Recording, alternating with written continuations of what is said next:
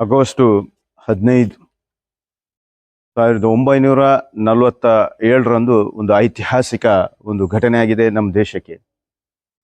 ಸುಮಾರು 200 ವರ್ಷಗಳ ಕಾಲ ಬ್ರಿಟಿಷರು ನಮ್ಮ ದೇಶವನ್ನು ಆಳ್ತಾ ಇದ್ದರು. ಬಹಳಷ್ಟು ಇಲ್ಲಿಯ ಭಾರತೀಯರು, ನಮ್ಮ ದೇಶದ ನಿವಾಸಿಗಳು ಬಹಳಷ್ಟು ಅವರ ದೌರ್ಜನ್ಯಕ್ಕೆ, ಅವರ ಶೋಷಣೆಗೆ, ಅವರ ಒಂದು ಗುಲಾಮಗಿರಿಗೆ ನಾವು ಬಲಿಯಾಗಿದ್ದೆವು. ನಮ್ಮ ಈ ದೇಶದ ಜನರ, ಅದರಲ್ಲೂ ನಮ್ಮ ಅಂದಿನ ನಾಯಕರು, ಸ್ವಾತಂತ್ರ್ಯ ಹೋರಾಟಗಾರರು, ಅದರಲ್ಲೂ ಮಹಾತ್ಮ ಗಾಂಧಿಯವರಿಗೂ ಕೂಡ, ಮೌಲಾನಾ ಅಬುಲ್ ಕಲಾಂ ಆಜಾದ್, ನಮ್ಮೆಲ್ಲ ದೊಡ್ಡ ದೊಡ್ಡ ಆಲಿಮರು, ನಮ್ಮ ದೇಶದ ಬಹಳಷ್ಟು ಪ್ರಗಲ್ಭ ಜನರು ನಮ್ಮ ದೇಶಕ್ಕಾಗಿ ಬಲಿದಾನವನ್ನು ಮಾಡಿದಂಥ ಒಂದು ಅತಿ ದೊಡ್ಡವಾದಂಥ, ನಮ್ಮ ದೇಶದಲ್ಲಿ ಈ ಪ್ರಪಂಚದಲ್ಲೇ ಒಂದು ಐತಿಹಾಸಿಕವಾದಂಥ ಒಂದು ಘಟನೆಯಾಗಿದೆ. 1947ರಂದು ನಾವು ಈ ದೇಶವನ್ನು ನಮ್ಮನ್ನು ನಾವು ಆಳುವಂಥ ಒಂದು ಸೌಭಾಗ್ಯವನ್ನು ನಾವು ಪಡೆದಿದ್ದೇವೆ. ಇದರ ಹಿಂದೆ ಬಹಳಷ್ಟು ಬಲಿದಾನ ಇದೆ. ನಮ್ಮ ದೇಶದ ನಾಯಕರು, ಅದರಲ್ಲೂ ನಾನು ಹೇಳಿದ ರೀತಿಯಲ್ಲಿ ಬಹಳಷ್ಟು ಆಲಿಮರು, ನಮ್ಮ ಮುಸ್ಲಿಂ ಆಲಿಮರು, ನಮ್ಮ ಎಲ್ಲ ಜಾತಿಯವರು, ಧರ್ಮದವರು ಎಲ್ಲರೂ ಒಂದು ಒಗ್ಗಟ್ಟಿನಿಂದ ಮಾಡಿದಂಥ ಒಂದು ಬಲಿದಾನದ ಫಲವಾಗಿದ್ದ ನಾವು ಇವತ್ತು ಅನುಭವಿಸ್ತಾ ಇರುವುದಂಥದ್ದು.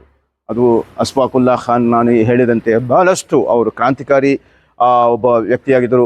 ಅದೇ ರೀತಿ ಗಡಿನಾಡ ಗಾಂಧಿ ಖಾನ್, ಅಬ್ದುಲ್ ಗಫಾರ್ ಖಾನ್ರವರು, ಅದೇ ರೀತಿ ಈ ಇಂಕ್ವಿಲಾಬ್ ಜಿಂದಾಬಾದ್ ಹೇಳುವಂಥ ಹಜರತ್ ಮೊಹಾನಿ ಅಂತವರು, ಅದೇ ರೀತಿ ಬಹಳಷ್ಟು ಜನರು ನಮ್ಮ ಈ ದೇಶಕ್ಕಾಗಿ ಹೋರಾಟ ಮಾಡಿ ಗಲ್ಲಿಗೆ ಏರಿಸಲ್ಪಟ್ಟಂಥ ಒಂದು ಸಂದರ್ಭವಾಗಿದೆ.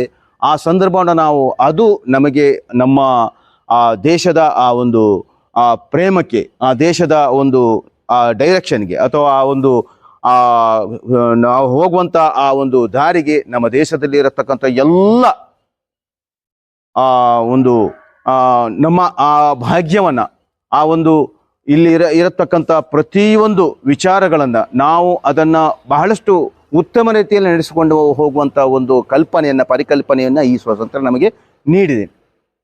ಇದರಲ್ಲಿ ಈಗಾಗಲೇ ನಮ್ಮ ಅಲಿ ಉಮರ್ ಅವರು ಹೇಳಿದ ರೀತಿಯಲ್ಲಿ ನಮ್ಮ ಯುವಕರು ಬಹಳಷ್ಟು ಸ್ವಾತಂತ್ರ್ಯ ಹೋರಾಟದಲ್ಲಿ ಮುಂಚೂಣಿಯಲ್ಲಿದ್ದರು. ಅಶ್ಫಾಕುಲ್ಲಾ ಖಾನ್ರವರಂಥವರು ಬಹಳಷ್ಟು, ಮೊಹಮ್ಮದ್ ಅಲಿ ಜೌಹರ್ ಅವರಂಥವರು ಬಹಳಷ್ಟು, ಅವರು ಯಂಗ್, ವೆರಿ ಸ್ಪಿರಿಟರ್ ಜನರಾಗಿದ್ದರು.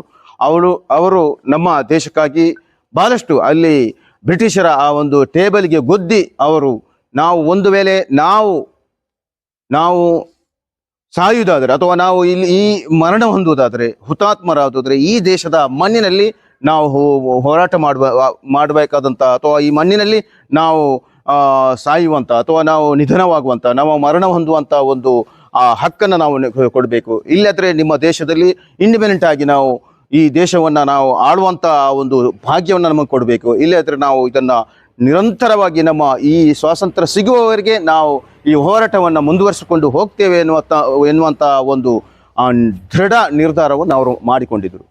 ಇದರ ಹಿನ್ನೆಲೆಯಲ್ಲಿ ಬಹಳಷ್ಟು ವಿಚಾರಗಳು, ಬಹಳಷ್ಟು ಸಿದ್ಧಾಂತಗಳು, ಬಹಳಷ್ಟು ಒಂದು ಒಳ್ಳೆಯ ಉತ್ತಮವಾದಂಥ ಒಂದು ಉದಾತ್ತವಾದಂಥ ಆದರ್ಶಗಳು ನಮ್ಮ ಜನರಲ್ಲಿ ಇತ್ತು. ಒಂದು ದೇಶವನ್ನು, ನಮ್ಮ ಭಾರತ ದೇಶವನ್ನು ಒಂದು ಉತ್ತಮ ರೀತಿಯಲ್ಲಿ ನಮ್ಮ ಇಡೀ ಜಗತ್ತಿನಲ್ಲಿ ಒಂದು ಪ್ರಬಲ ದೇಶವಾಗಿ ಮಾಡಬೇಕು.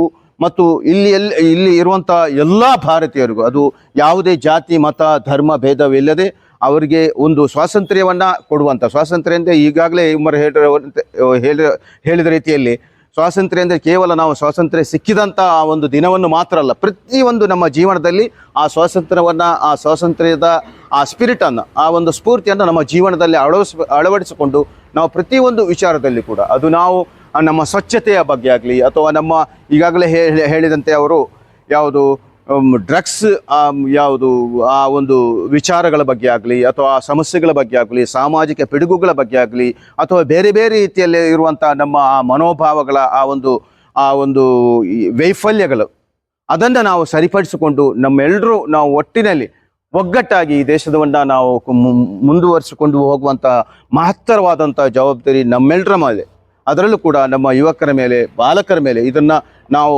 ಪ್ರತಿ ಬಾರಿಯೂ ನಾವು ನಮ್ಮ ದೇಶವನ್ನು ನಾವು ಆಳತಕ್ಕಂಥ ನಾವು ಆ ಒಂದು ಸ್ವಾತಂತ್ರ್ಯ ನಾವು ಪಡೆದುಕೊಂಡಿದ್ದೇವೆ. ಅದನ್ನು ನಾವು ಉಳಿಸಿಕೊಂಡು ಅದನ್ನು ಉತ್ತಮ ರೀತಿಯಲ್ಲಿ ಇನ್ನು ಮುಂದುವರಿಸಿಕೊಂಡು ಹೋಗುವಂಥ ಒಂದು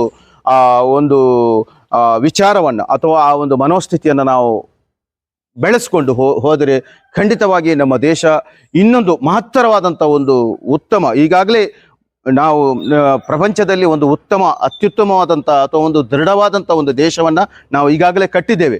ಅದನ್ನು ಮುಂದುವರಿಸಿಕೊಂಡು ಹೋಗುವಂಥ ಅದನ್ನು ಜವಾಬ್ದಾರಿ ಎಲ್ಲರ ಮೇಲೆ ಅಥವಾ ಎಲ್ಲ ಪ್ರಜೆಗಳ ಮೇಲೆ, ಭಾರತೀಯರ ಮೇಲೆ ಅದು ಇದೆ ಎನ್ನುವಂಥ ಆ ಒಂದು ಮನೋಭಾವ ನಮ್ಮಲ್ಲಿ ಪ್ರತಿ ದಿನವೂ, ಪ್ರತಿ ನಿಮಿಷದಲ್ಲೂ, ಪ್ರತಿ ಕ್ಷಣದಲ್ಲಿ ಇರಬೇಕು ಎನ್ನುವಂಥ ಒಂದು ಮಹತ್ತರವಾದಂಥ ಸಂದೇಶವನ್ನು ಸಾರಿ ಇದನ್ನು ಅಳವಡಿಸಿಕೊಂಡಂಥ ಈ ಒಂದು ಉತ್ತಮವಾದಂಥ ಈ ಒಂದು ಕಾರ್ಯಕ್ರಮವನ್ನು ಅಳವಡಿಸಿಕೊಂಡಂಥ ಇಲ್ಲಿ ಇಬ್ರಾಹಿಂ ಮಸೀದಿಯ ಇದರ ಆಡಳಿತ ಕಮಿಟಿಯ ಅಧ್ಯಕ್ಷರಾದಂಥ ಇಬ್ರಾಹಿಂ ಮಹಮೂದ್ ಅವರಿಗೂ, ಅದೇ ರೀತಿ ನಮ್ಮ ಇಲ್ಲಿಯ ಉಚ್ಚಿಲ ನಮ್ಮ ತಾಲೂಕ್ ಪಂಚಾಯತಿ ಸದಸ್ಯರಾದಂಥ ಶೇಖಪ್ಪರವರು, ಅದೇ ರೀತಿ ನಮ್ಮ ಇಲ್ಲಿಯ ಇಮಾಮರಾದಂಥ ಮುಸ್ತಕೀಂ ಸಲಫೀರವರು, ಅದೇ ರೀತಿ ಅಬ್ಬು ಸಾಹೇಬ್ರವರು, ಇಬ್ರಾಹಿಂ ಸಾಹೇಬ್ರವರು, ಹಮೀದ್ರವರು ಈಗಾಗಲೇ ಬಹಳಷ್ಟು ಇದರ ಹಿಂದೆ ಮೆಹನತ್ ಮಾಡಿದ್ದಾರೆ, ಅದನ್ನು ಕೆಲಸ ಮಾಡಿದ್ದಾರೆ.